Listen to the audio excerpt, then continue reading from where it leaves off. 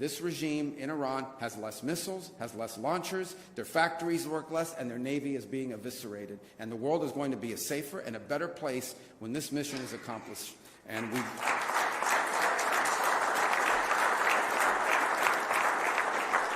Now, we are here today, obviously, on something that touches right on Iran, but I think, unfortunately, it's not just limited to Iran. And we're here on the third U.S. hostage and wrongful detainee day, and it's a day that exists because families and loved ones refuse to let their loved ones be forgotten. We have this day to celebrate those who returned, to honor those who perished in captivity, and commit to returning those who are still in detention and holding also the perpetrators of this accountable. Last year marked 10 years of what they call SPIHA and the Hostage Recovery Fusion Cell.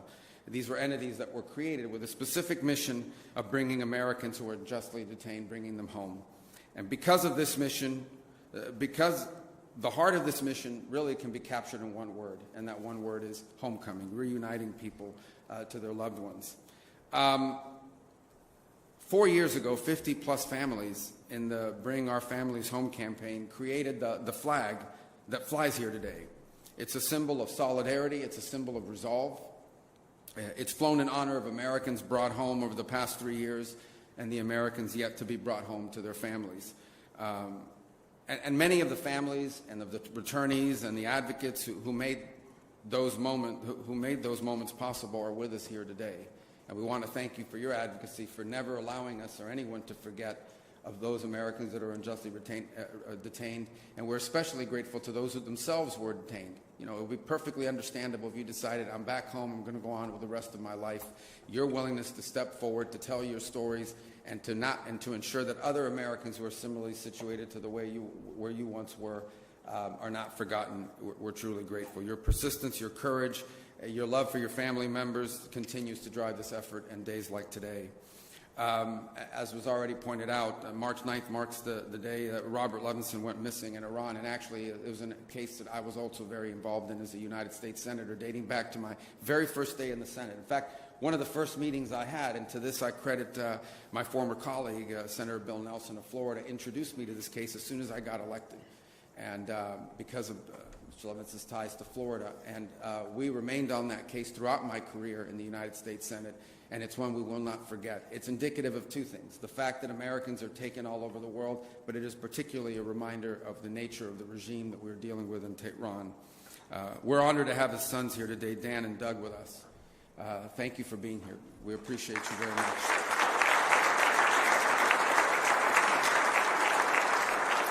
And so today, in recognition of their extraordinary dedication, and really everyone's here, but in particular, we've dedicated the flag flown here today to the Levenson family. And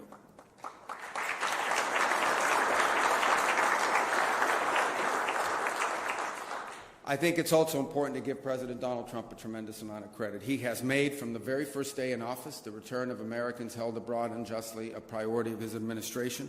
And since his inauguration a little over a year ago, over 100 Americans have been brought home.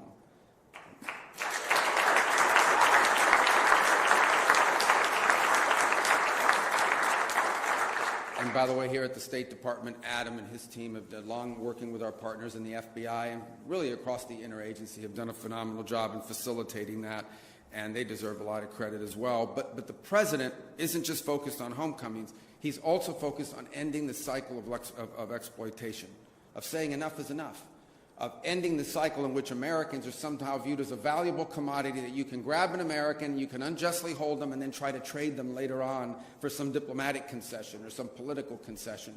We have to end that cycle. We have to make sure that Americans are no longer viewed as targets of opportunity around the world, and people and nation states and terroristic regimes like the one in Iran know that there are consequences for doing that. And that's why we established the state sponsor of wrongful detention designation. In essence, designating governments and entities that specifically use this as a tool of leverage to their benefit and to our detriment. They view Americans as a commodity that they can grab onto and then trade in the future. That cycle has to stop, and that's why this designation now exists. And that's why, you know, we're the first, I believe, country we designated right under this authority on February 27th was this clerical terroristic regime in Iran. Because when it comes to hostage taking, there has been no worse offender in the world than the clerical regime in Tehran. They are the worst offenders in the world of terrorism, and they are the worst offenders in the world of hostage-taking from the very early days.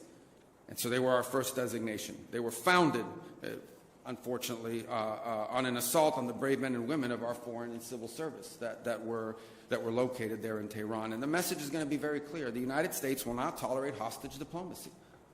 They're not going to tolerate, we're going to continue to hold that regime accountable, and all other regimes that engage in this accountable for these practices.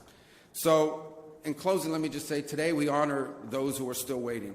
It celebrates those who returned, and it remembers those whose homecoming came sadly and tragically in a different way. But our mission, even as we remember and honor those from the past, our mission is forward-looking. We believe in homecomings. We work for homecomings. And under the President's leadership, we will not stop until every single unjustly detained American is brought home. Thank you.